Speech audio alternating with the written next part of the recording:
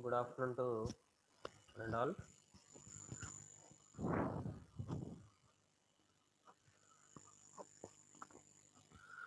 Good afternoon to one and all. I am R.V. Kiran, Assistant Professor, Department of Mechanical Engineering, Chevrolet Engineering College.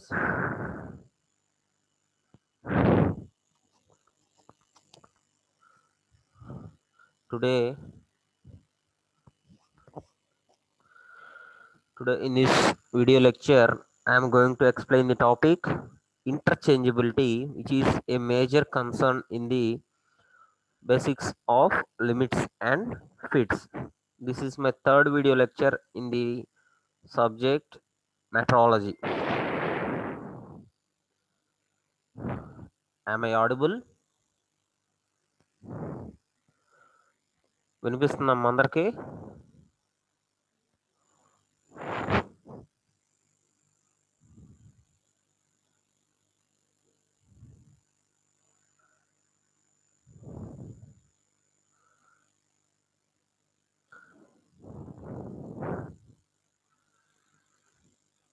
So coming to the interchangeability topic, so it is highly used in the manufacturing industry as interchangeable manufacture. So this can be also called as interchangeable manufacture also.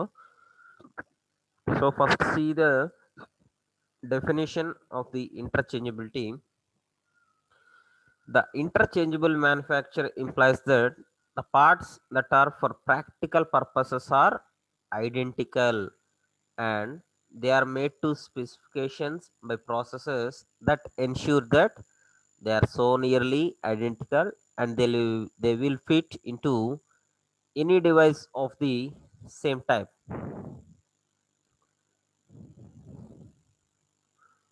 So when you take an interchangeable manufacture for a product, the all products are in the same shape and same size, that is they are identical.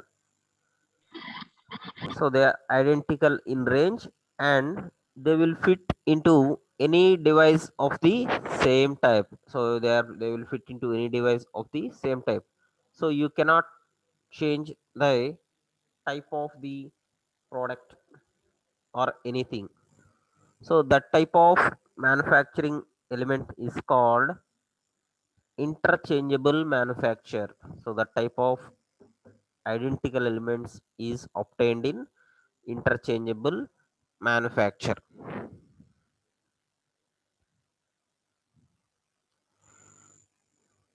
Next, these are the some of the examples of interchangeable manufacture. So in the first example, you can see the bottle caps, which are all identical but different in only color only. So different in only color. So the color of the bottle caps are only different, but the size and shape of the bottles are all same. So if you take a product and fit into the one of its cap, it will be fitted. So మనం ఒక ఇండస్ట్రీలో చూసేటప్పుడమ్మా interchangeable మ్యానుఫ్యాక్చర్లో ఏం చేస్తామంటే ఒకే type of elements అనేది ఎక్కువగా తయారు చేస్తుంటాం. So that type of production is called mass production. So that type of production is called mass production. So in the mass production, a limited number of elements has to be designed and highly production is done in one element only. Next, you see the second example, that is the rims, car rims, car rims. So the size of the rim is equal and the design is also equal, but the internal design has to be changed.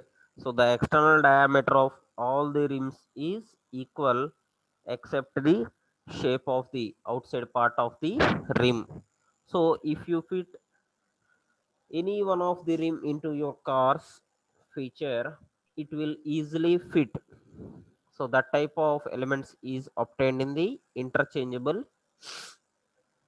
manufacture.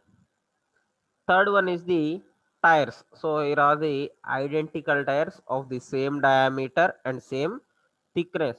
So these are all of same thickness and same size.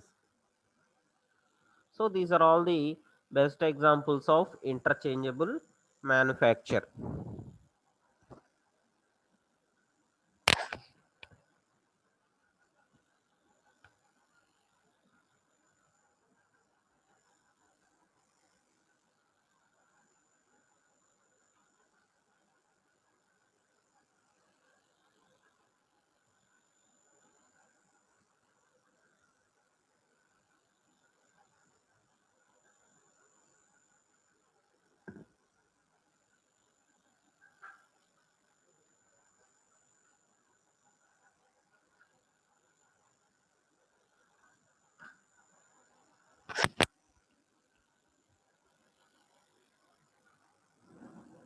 Next, the advantage of the interchangeable manufacturing. So first advantage is the replacement. So it can be replaced easily or freely with another and without any custom fitting such as filling. You can see it in the replacement row. One such part can freely replace another without any custom fittings. And second one is the easy to assemble.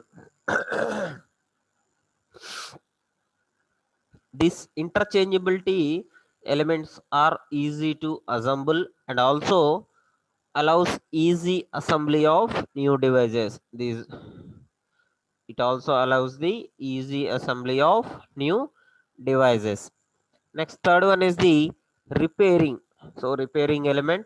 So easier repair of existing devices. So it is easy to repair with the existing devices also.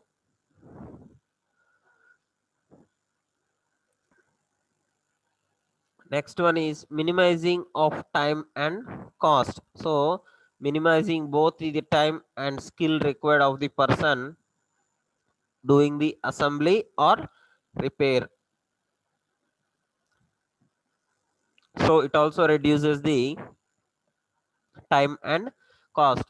So ఇప్పుడు ఒకే type of element రెగ్యులర్గా చేస్తున్నప్పుడేమో మనకి time and cost అనేది తగ్గుతూ ఉంటుంది, ఎందుకంటే skilled labour అవసరం లేదు. It does not need any skilled labour or any other training for the labour.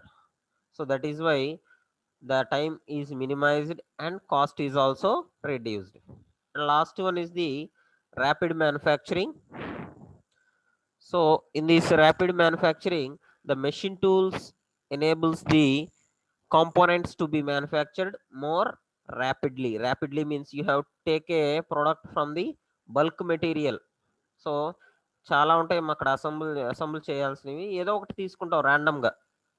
So ఏదో ఒకటి పిక్ చేసుకుంటున్నాం ర్యాండమ్గా. సో అలా పిక్ చేసుకునే వాటిని మొత్తాన్ని కూడా ఇంటర్చేంజబుల్ మ్యానుఫ్యాక్చర్లో తీసుకోవచ్చు.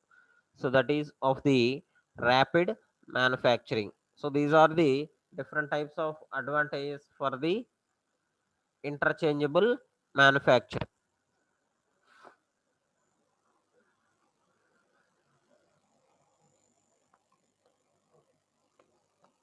And when you see at the interchangeability, a large number of components have to be produced. Then it will not be economical to produce both mating components by the same operator. So if you can to produce the mating parts equally, the same operator cannot make the both the mating parts. And in addition to the economy, it is also essential to produce the components within the minimum possible time. This is provided by the mass production system. So in the mass production system, you have to be produce the component within the minimum possible time. So there is a time limit for each and every product. So in an hour, you have to produce n number of components, that is 4 or 5 or 6. So depending upon the design of the component, you have to be produce minimum possible time. And in the minimum mass production system, there is a division of labor. So mass production systems లోకి వచ్చేసరికి మనకి labour అనే వాళ్ళు division చేస్తారమ్మా. Each segment లో ఒక్కొక్క different types of work అనేది జరుగుతూ ఉంటుంది మనకి.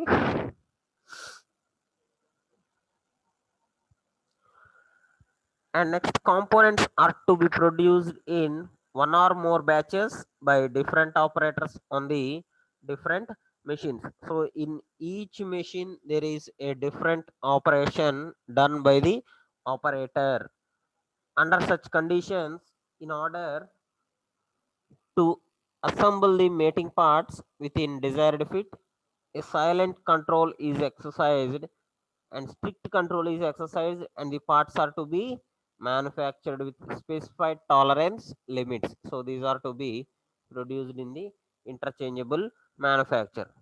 And in the interchangeable manufacture, if the selected parts or components will assemble correctly with any other many components selected at random, that type of system is called as interchangeable assembly. So if you are taking the system by random assembly, it is called as interchangeable assembly. But manufacturing of components under such conditions is called interchangeable manufacture. So the manufacturing of components under such conditions is called interchangeable manufacture. Next, production on interchangeable basis results is increased output and reduction in the manufacturing cost also. So this leads to the interchangeable assembly requires precise machines, that is accurate machines, where precise capability process capability is equal to or less than the manufacturing tolerance allowed for that part. So these are all the basic elements required for the interchangeable manufacture. And the other advantage for these interchangeable manufacturer,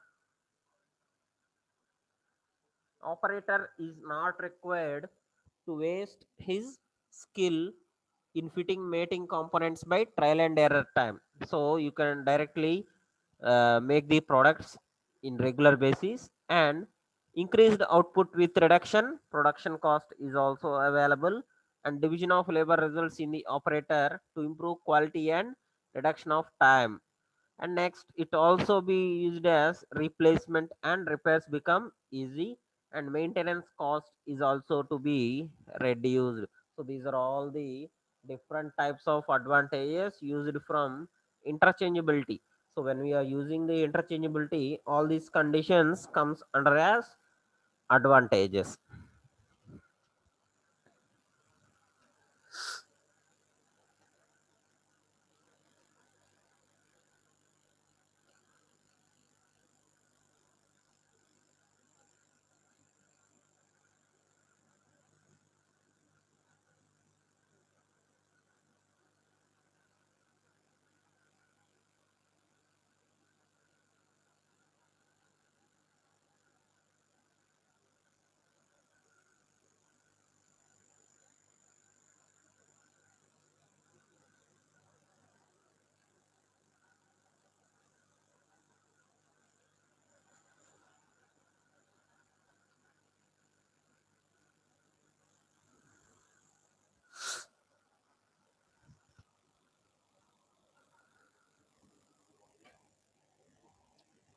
So next one is the general terminology for limits and fits. So these are the general terminology used in the limits and fits system.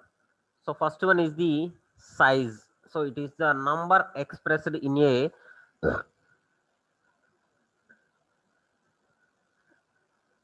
particular length in the measurement of length. So it is a term used expressed in the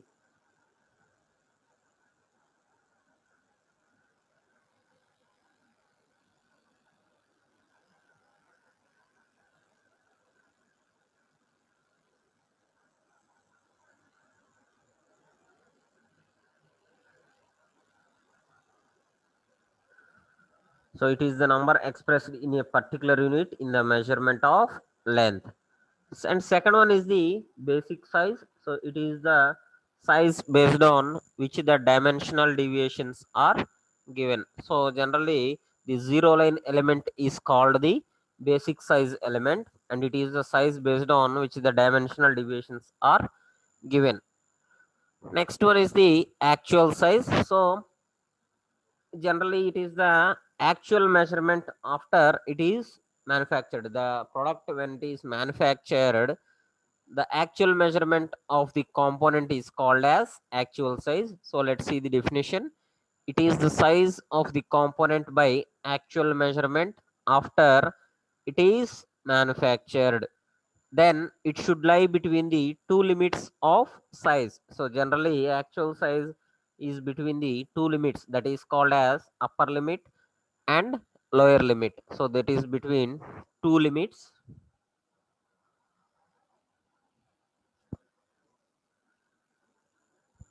So you can see the picture also. So a hole and a shaft fitted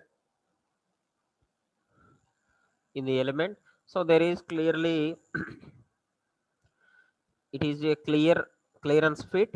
So when the shaft size is smaller than the basic size of the hole, so this is known as clearance fit.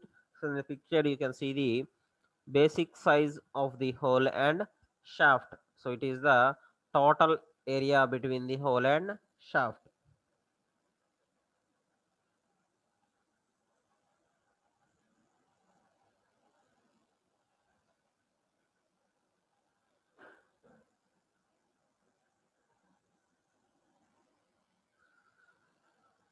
Next one is the limits of size. So different types of limits can be taken here.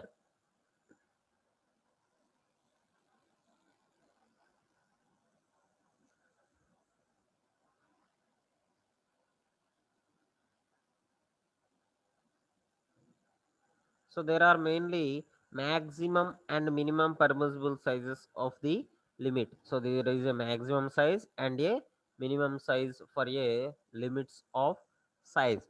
So first going to the maximum limit, it is the maximum size permitted for that part. So it is the maximum size used for that part. And for the minimum limit, it is the minimum size permitted for the part limit of size. So if you see at the minimum limit, you can see only about the minimum size only for the limited size of the part.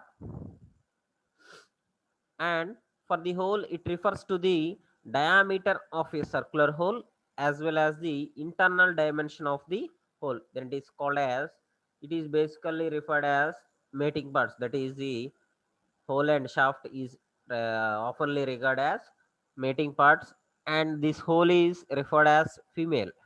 And next, shaft.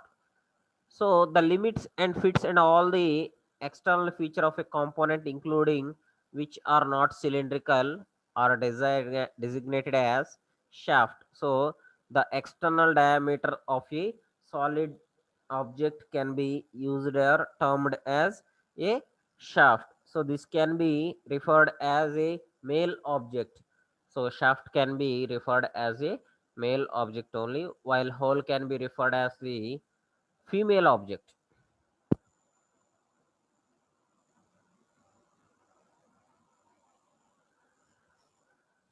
Female object.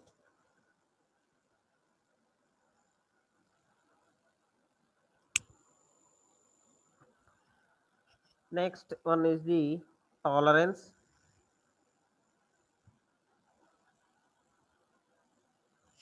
So tolerance is the difference between maximum limit of size and minimum limit of size.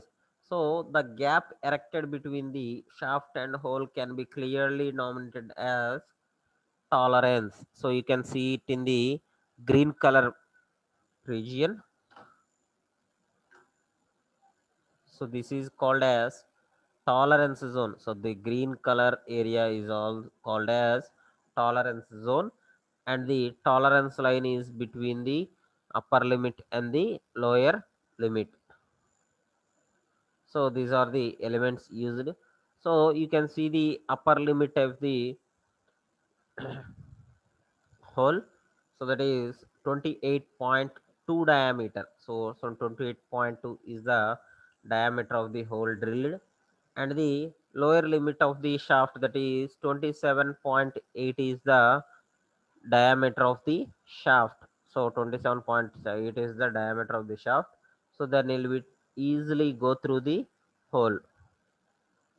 Or if you can take this as reverse positions, that is upper limit position is taken as shaft and lower limit position is taken as hole. So 28.2 diameter is the position of shaft, and lower limit 27.8 diameter is referred as hole. So this is done in interference fit only. So two types of fits can be evaluated by replacing these two mating parts. So hole in place of shaft and shaft in place of hole. We can change the interference fits. So take a look for a while.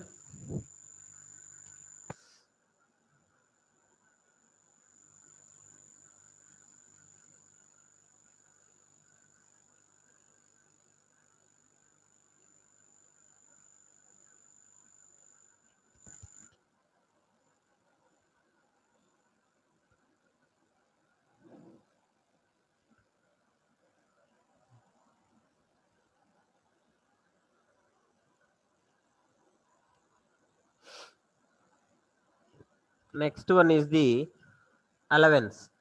So allowance is an intentional difference between the maximum material limits of the mating parts. So it is the intentional difference between the maximum material limit. So it is generally referred as mml of the mating parts. For shaft, the maximum material will be its higher limit, and for hole, it is the lower limit. So, if you have taken an allowance for the shaft and hole, for the shaft, it is the higher limit, and for the hole, it is the lower limit of an object. So, you can see the picture of the allowance here. So, limits and tolerance of a shaft and hole.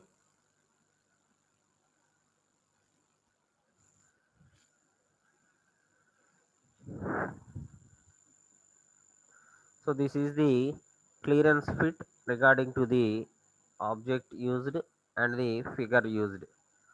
So there is clearly some tolerance in the shaft as well as hole. So in the hole size it is called as hole tolerance, and in the shaft wise it is called as shaft tolerance.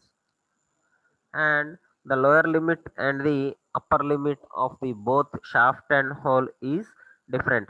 You can see it in the picture that right side part is the shaft, in which lower limit and higher limit is completely different from the hole. So when compared to the shaft, the whole upper limit and higher limit and lower limit will be high.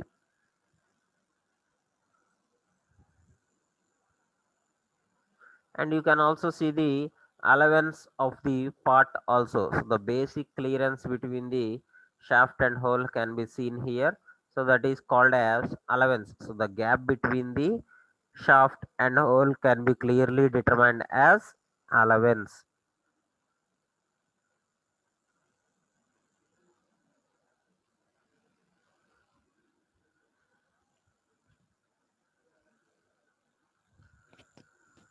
Next, different types of limit sizes. So basically, two types of limit sizes have been evaluated from the tolerance sizes. First one is the unilateral limit, and second one is the bilateral limit.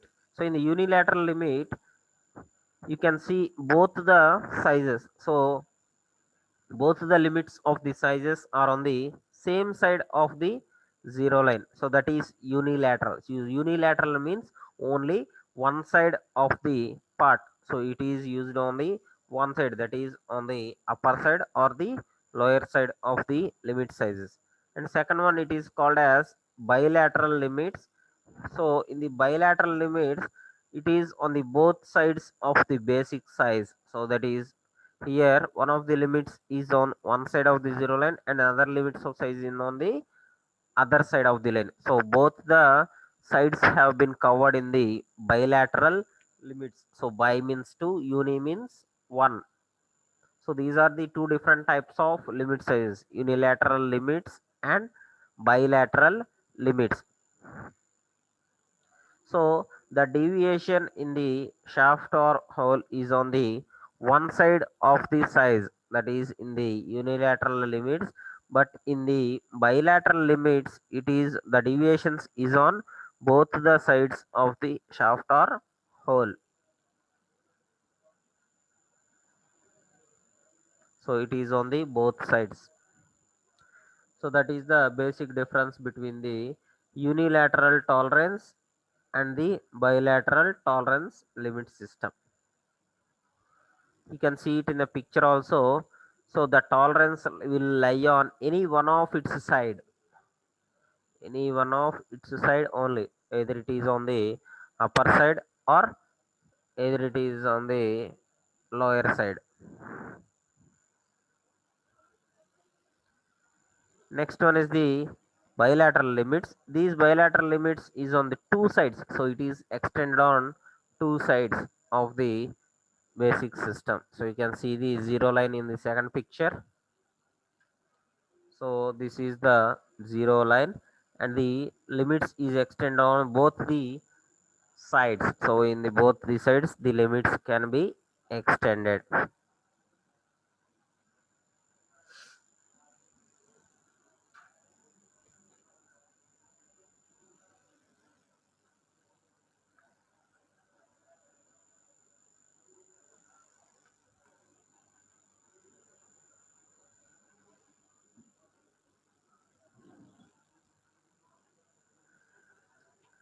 Next one is the deviations in the limits and fits. So first of all, we used to define the deviation. What is a deviation? So it is the algebraic difference between a size to its corresponding basic size with its value must be positive or negative or zero. So it may be a positive element or it may be a negative element or it can be taken as zero in sometimes, that is equal to the basic size. So when the deviation is equal to the basic size, it is taken as zero. So no other deviation is extended on the positive and negative elements. Next one is the upper deviation. It is a algebraic difference between maximum limit of size and its corresponding basic size. So upper deviation generally varies in the limits in the maximum limit of size. So that is called as corresponding basic size. That is called as corresponding basic size. And next, coming to the lower deviation, it is the algebraic difference between minimum limit of size and its corresponding basic size. So it is the algebraic difference between the minimum limits of size and corresponding basic size. So in the lower deviation, it is a minimum value evaluated from the deviation. But when coming to the upper deviation, some possible or good positive elements have been done in the upper deviation. So that type of elements can be seen in the upper deviation. And last one, actual deviation. So it is the difference between actual size and its corresponding basic size. So which is a zero type one. So it is the algebraic difference between actual size and its corresponding basic size.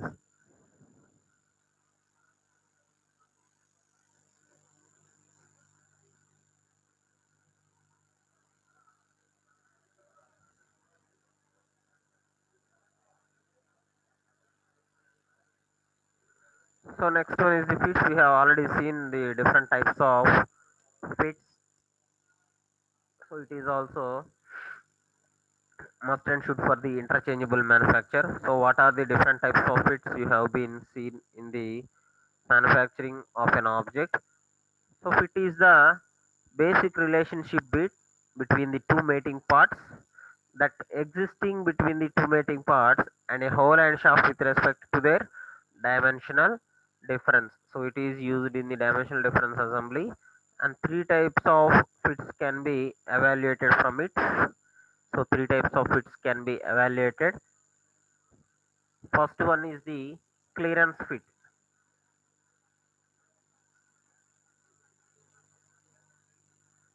First one is the clearance fit. So in the clearance fit, shaft is always smaller than the hole. So there is a possibility of being gap between the shaft and the hole.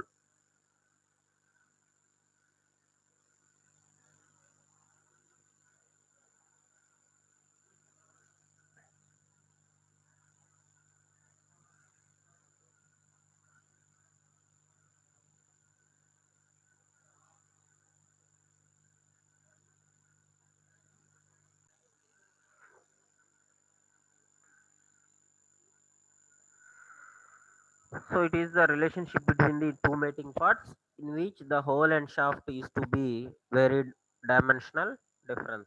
So in the clearance fit, shaft is generally always smaller than the hole. So a positive elements exist between the largest possible shaft and the smallest possible hole. And it is the minimum clearance between the hole basis and shaft basis system. And maximum size of the shaft is greater and minimum size of the hole. So a clearance fit is defined as the difference between the maximum size of shaft and minimum size of the hole. And in this fit, the maximum clear is taken as it is the difference between the minimum size of the shaft and the maximum size of the hole. So it is the generally difference between the it is the minimum size of the shaft and the maximum size of the hole. That is why the shaft diameter is smaller than the hole diameter. So that is why a clearance in a clearance fit some tolerance has been observed there. You can see it in the picture also. So a hole and a shaft can be assembled. So this is the shaft and this is the hole. So this is the basic gap between the elements, two elements. So this is the gap. So some gap is between the hole and shaft, that is called as mating parts.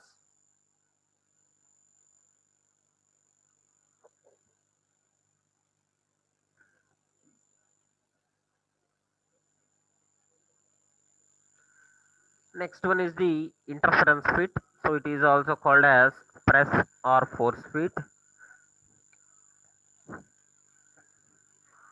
In this fit, the shaft diameter is always larger than the hole. So generally, the shaft is greater than the hole size. So the hole size is smaller than the shaft size. Then the minimum interference is the difference between the maximum size of the hole and minimum size of the shaft, which is prior to the assembly. So that depends upon the assembly of the two mating parts. And next one is the minimum interference.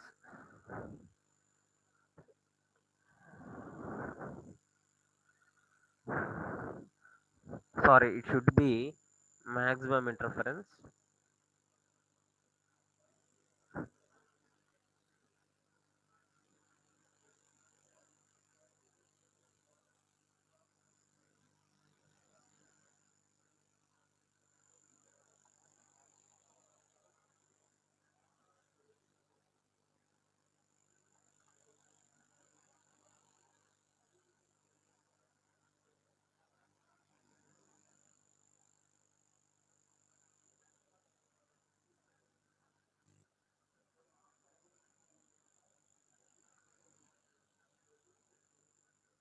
So this should be maximum, not minimum.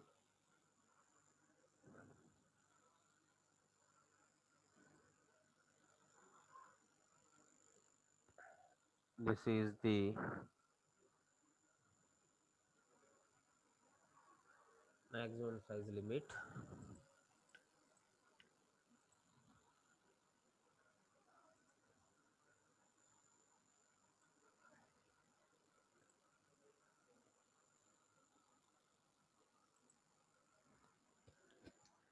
You can see it in the picture also.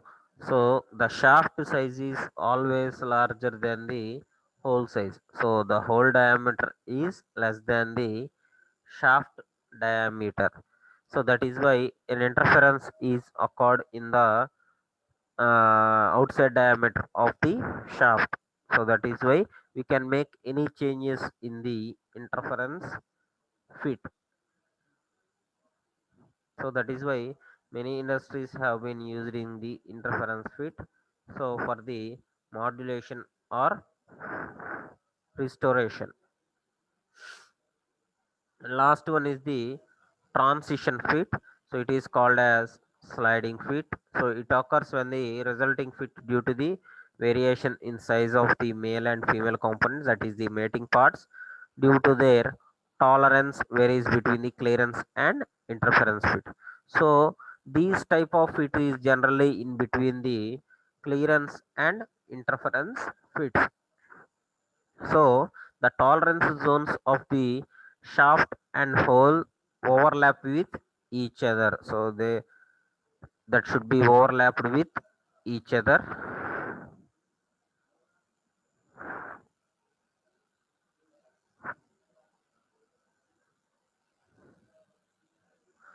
So it is called as the transition fit. So that should be there should be some difference between that mating parts, but it is on the least possible element. It is depend upon the least possible element.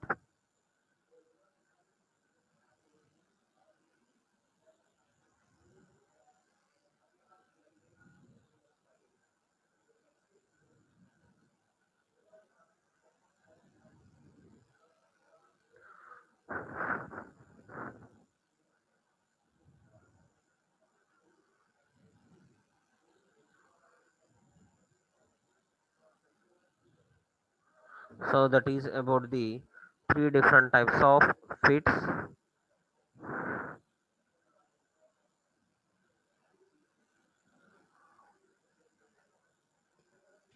Next one. So in the next class, we are going to see about the selective assembly first. So first we are going to see the selective assembly and then the types of basis system, that is whole basis system and the shaft basis system.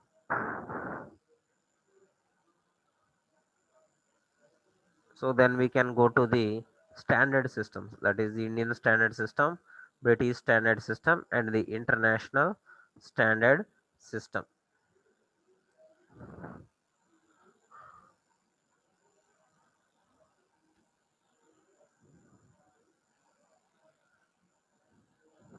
Thank you.